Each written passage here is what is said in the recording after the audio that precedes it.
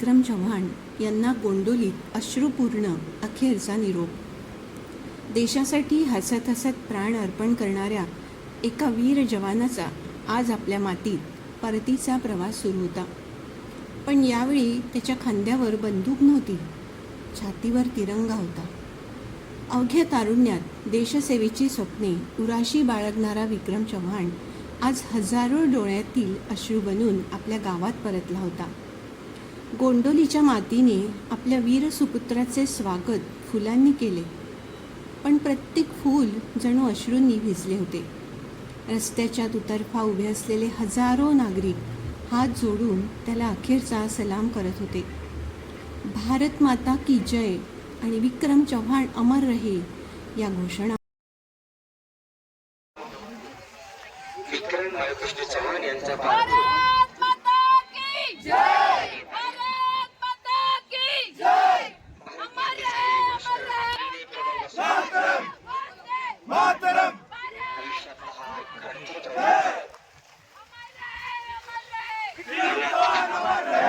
या ठिकाणी शहीद जवान चव्हाण यांना श्रद्धांजली वाहण्यासाठी सामूहिक बनायचे आमदार आकाश दणाणून सोडत होत्या.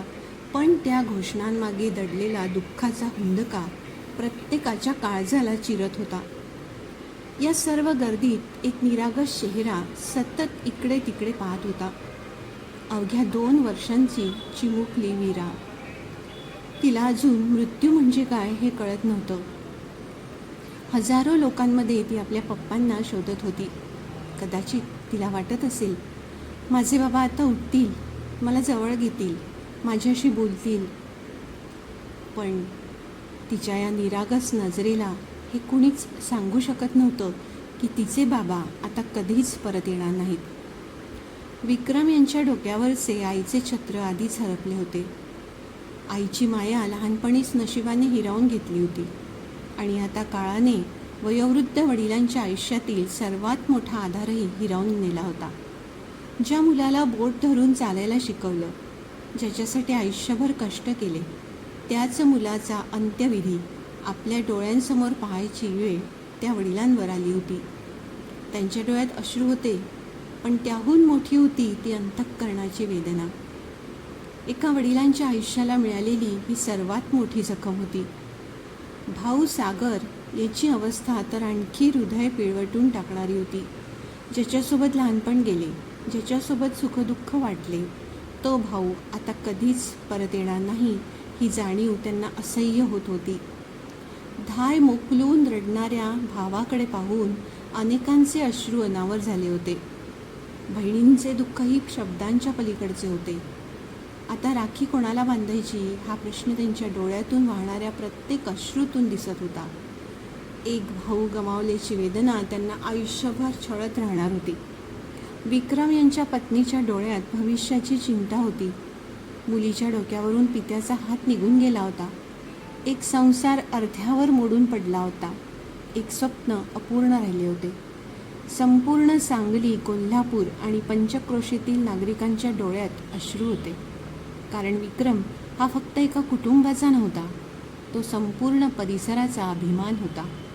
देशासाठी जागणारा आणि देशासाठीच मरण पत्करणारा एक खरा सैनिक होता. आयुष्याची सुरुवात नुकतीच झाली होती. अजून कितीतरी स्वप्ने पूर्ण व्हायची होती. मुलीला मोठं होताना पाहायचं होतं, कुटुंबासोबत आयुष्य जगायचं होतं. पण नियतीला काही वेगळंच मान्य होतं आणि विक्रमचा प्रवास तिथेच थांबला. मात्र त्याचं बलिदान कधीच थांबणार नाही. कारण जो सैनिक देशासाठी मरतो तो प्रत्यक्षात कधीच मरत नाही. तो प्रत्येक भारतीयाच्या हृदयात अमर होतो. शहीद जवान विक्रम बाळकृष्ण चव्हाण अमर रहे. भारत माता की जय.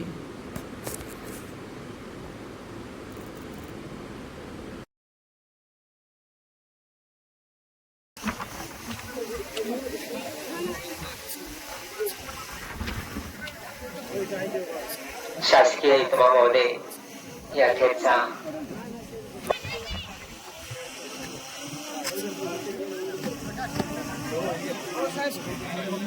आगे नका ऐकत लावा की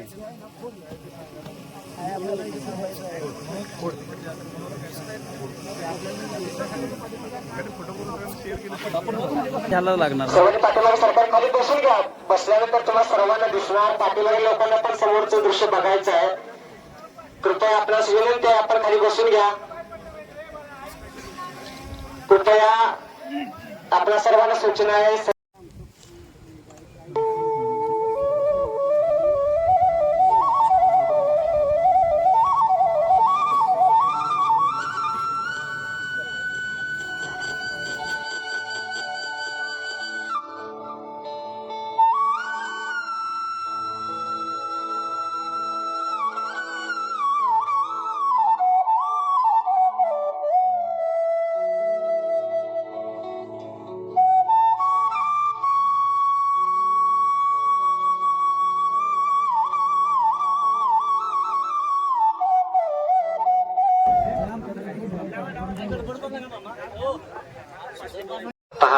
बराच वेळ झाला फोन काही याला नाही. मात्र अखेर नियतीनं आपलंच खरं केलं आणि आपल्या आयुष्याच्या जोडीदाराला आपल्या कव्यात घेतलं. पत्नी रुपाली आपल्या पतीचं अंतिम दर्शन घेत आहेत. नियतीनं असा का खेळ खेळला, एका सुखी संसाराला दृष्टच लागली. थांबव म्हणावं महत्वाचं कुठे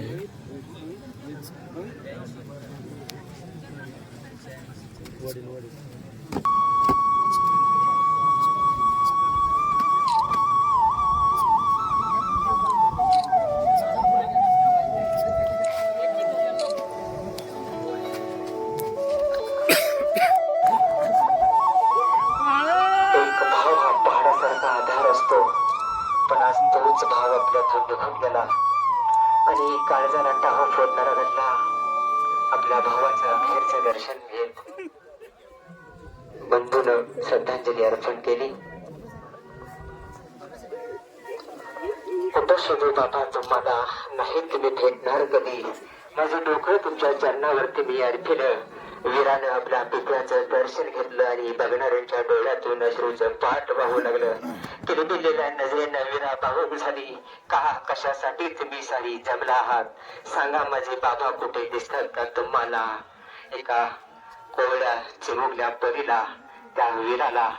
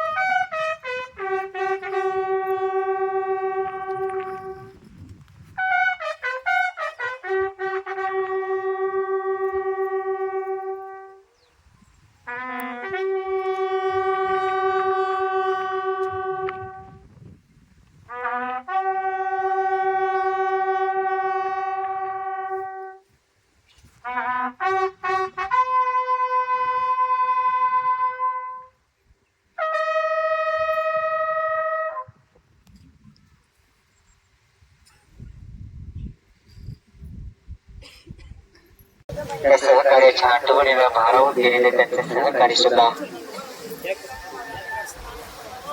अतिशय भावुक झालेले आहेत.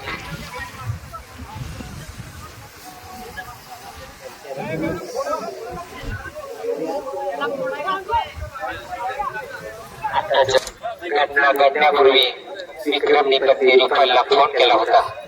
सायंकाळी परत आल्यानंतर त्याला फोन करतो. सूर्य मावळतीला गेला. पतीच्या फोनची चातका पक्षाप्रमाणे वाट पाहणाऱ्या पत्नीला मात्र फोन आलाच नाही. काही क्षणानं फोनची रिंग वाजली, पण अनोळखी नंबर होता. कडेतून आवाज आला, घरात दुसरं कोणी आहे का, मला त्यांच्याशी बोलायचं आहे. आणि ते वडील आणि भावाशी बोलणं झालं. विक्रमला थोडीशी दुखापत झाली, त्यांना दवाखान्यात नेलं जात आहे. पत्नीला सांगितलं गेलं, थोडस सावरली गेली, पण काही वेळानं जे नको तेच ऐकायला मिळालं. ज्या आयुष्याची साथ दिली, संसार विधीवर एक कळी उमरली, त्या उमरणाऱ्या कळी सोबत सुखाचा संसार करणाऱ्या रुपालीच्या नसीब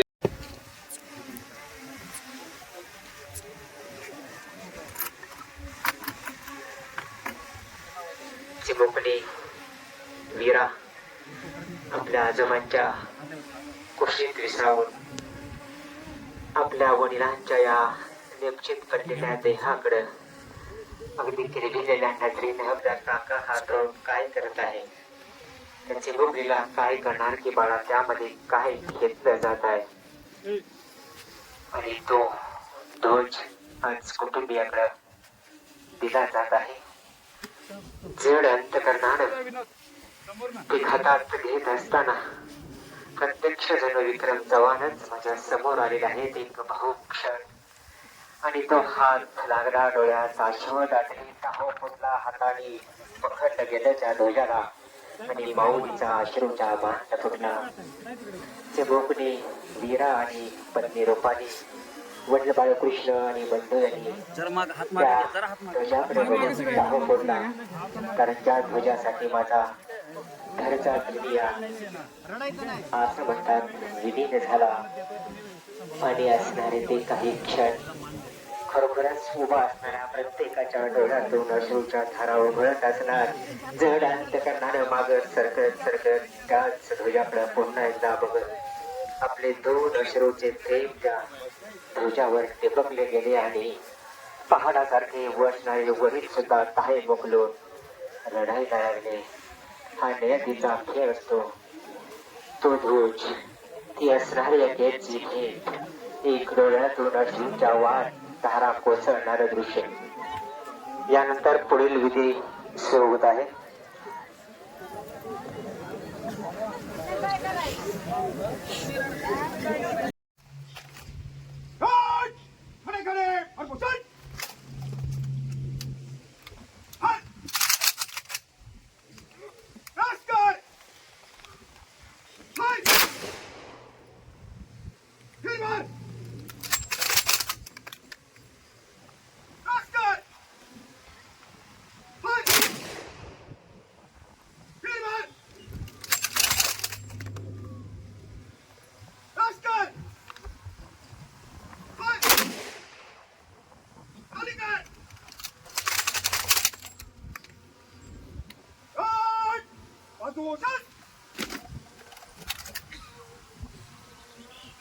Start.